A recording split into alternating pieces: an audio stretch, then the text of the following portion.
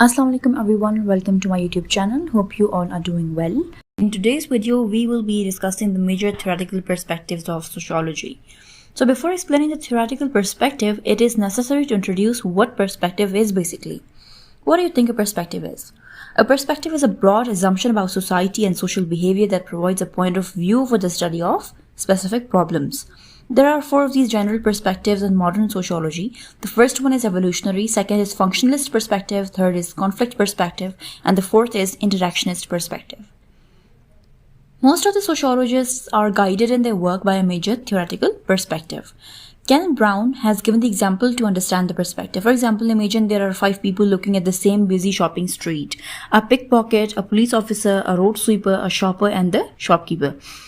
The pickpocket sees wallets sticking out of pocket or bags and an opportunity to steal. The police officer sees potential crime and disorder. The road sweeper sees the litter and garbage left by everyone else. The shopper might see windows full of desirable consumer goods to buy, and the shopkeeper sees only potential.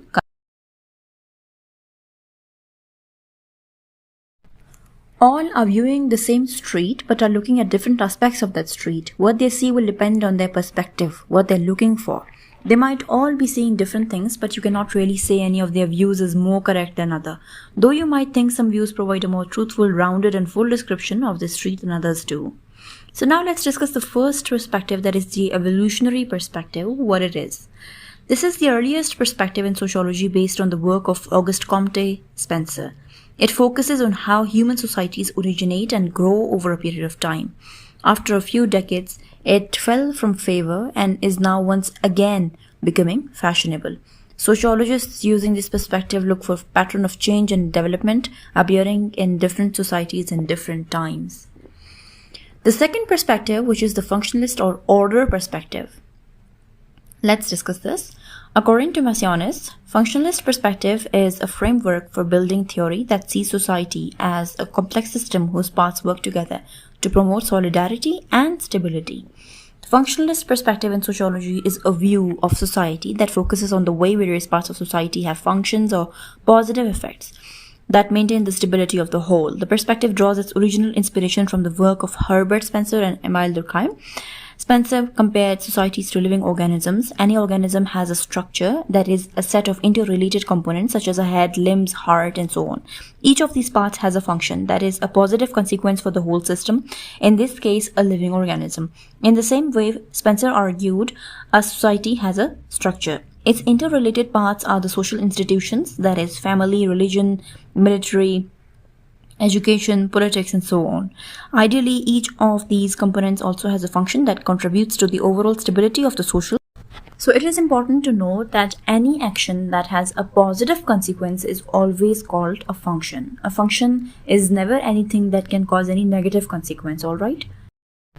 Functionalist theory implies that society tends to be an organized, stable, well-integrated system in which most members agree on basic values. Under normal conditions, all the elements in the social system, such as the schools, the family, and the state, tend to fit together, with each element helping to maintain overall stability. So basically, all of these institutions in the society are interrelated parts.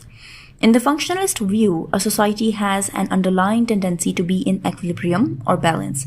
Social change is therefore likely to be disruptive unless it takes place relatively slowly, because changes in one part of the system usually provoke changes elsewhere in the system. Sudden and rapid changes cause social disruption in society. Main focus of the functionalist is on social order, stability, and equilibrium in society. They believe that whenever something becomes absolutely dysfunction, automatically removed by the society. If something exists in society, no matter how negative it is, it will definitely be functional for the society. Now let's discuss the conflict perspective. According to Sociology, conflict perspective is a framework for building theory that sees society as an arena of inequality that generates conflict and change.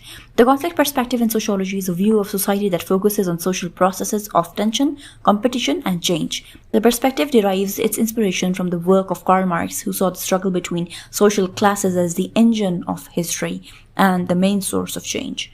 Conflict theorists assume that societies are in a constant state of change in which conflict is a permanent feature.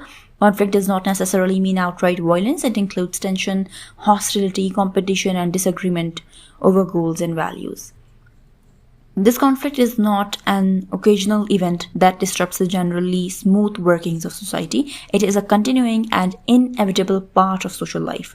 Conflict theorists do not see social conflict as necessarily destructive, although they admit that it may sometimes have that effect. They argue that conflict can often have positive results.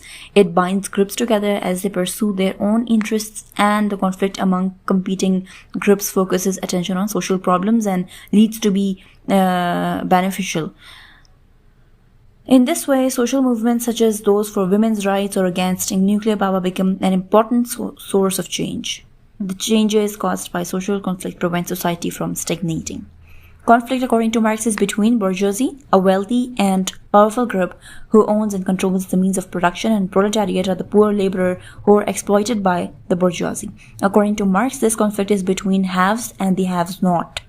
The haves are the bourgeoisie or the wealthy powerful group, and by haves-not he refers to the proletariat or the poor laborers who are exploited by the bourgeoisie. Conflict between these two classes, according to Marx, is a source of social change in society. This change takes place after the overthrowing of the bourgeoisie by the proletariat. Now coming to the last perspective, which is the interactionist perspective, let's discuss what it is. According to Messianis, its broad focus on social structures that shape society as a whole. The interactionist perspective in sociology is a view of society that focuses on the way in which people act toward, respond to, and influence one another.